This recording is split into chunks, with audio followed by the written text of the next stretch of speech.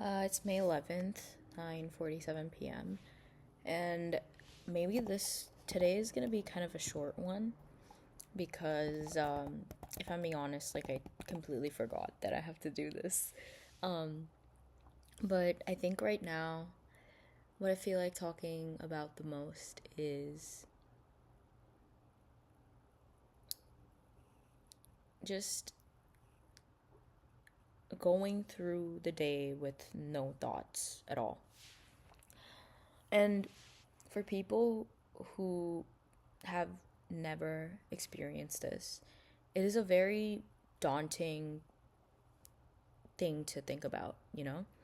Um, I was just like you a couple of years ago, but the more I learned about myself and the more I learned about things, it started becoming easier for me to completely be in the moment and therefore not have thoughts.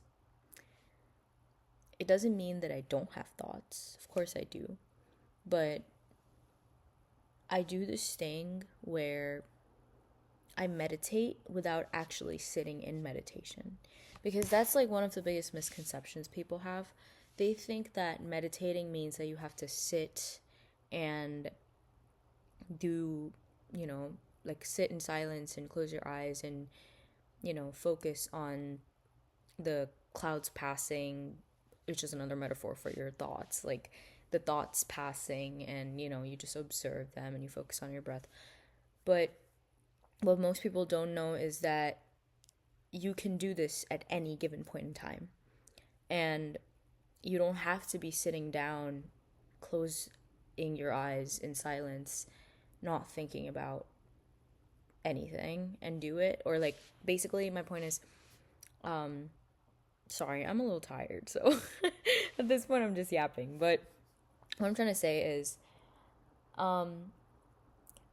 you don't have to do that. You don't have to sit in one place and meditate. You can just do it while you're grocery shopping. You can do it while you're taking a walk. You can do it while you're at the gym. You can do it when you're doing the dishes. You can do it, when you're reading a book. Whatever, whenever you want. You can always be meditating, because essentially what you're doing when you're meditating is you're just noticing the thoughts and you are giving more importance to the person who is behind it, or to the consciousness that is behind it. Who is having this thought? I am. That's your consciousness.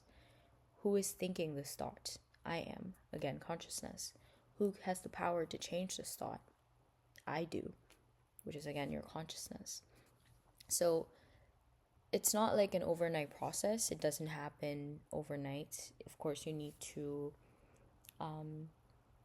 work at it. Not work at it, because working at it means that there's something to heal or something to fix, but it's a practice. So the more you do it, it's going to become easier for you.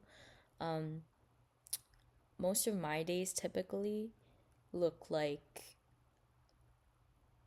just having thoughts, but then reminding myself that I'm the sky. My awareness, my I amness is the sky.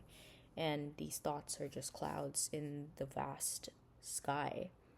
But the sky is immovable. It doesn't move. That is you. That is your consciousness, your imagination, the real you, yourself.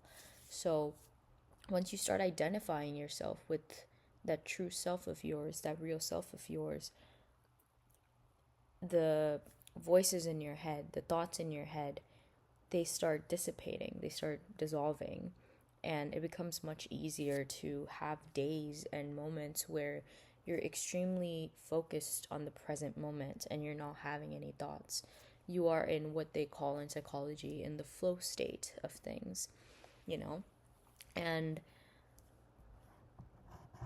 in the flow state, I have noticed I don't feel the need to listen to any sort of music. I don't feel the need to use my phone. I don't feel the need to be distracted by anything. I'm just in the process and in the joy of doing it. I was actually reading the book Flow by, I forget, I don't know, I know his last name, I just don't know how to say it. Mikhail something. I'll put it in the caption, but I mean, in the description box. But he was the guy who is, who coined the term flow state. And one of the quotes in that book says that when you ask someone, are you happy? It takes them out of the state of happiness. Or why are you happy? When you ask someone, why are you happy? It takes them out of the whole point of being happy. You cannot be happy if you ask yourself, why am I happy? You just are. It's just a state. It's just flow. And that's the same thing what happens when you are focused on just doing things for the sake of it.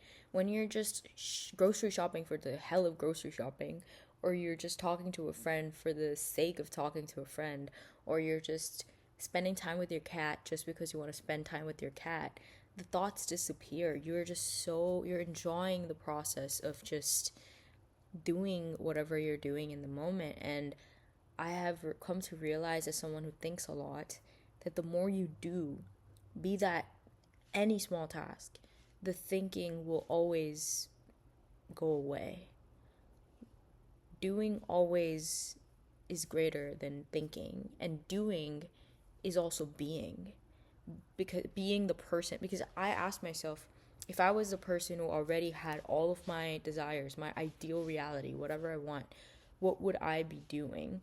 I would just be. I would just exist. I would just do every single thing from gratitude. I would just do every single thing from a place of already being the person who has everything that I want.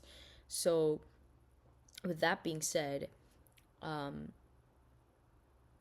one easy hack to just make your thoughts disappear, not disappear, but have less thoughts, is to replace them with gratitude, because you cannot be anxious and grateful at the same time. You can't. It's not possible. Try it. So, yeah, that's what I had to say about that. Yeah, it's a short one today. I'm really sleepy, but disco out.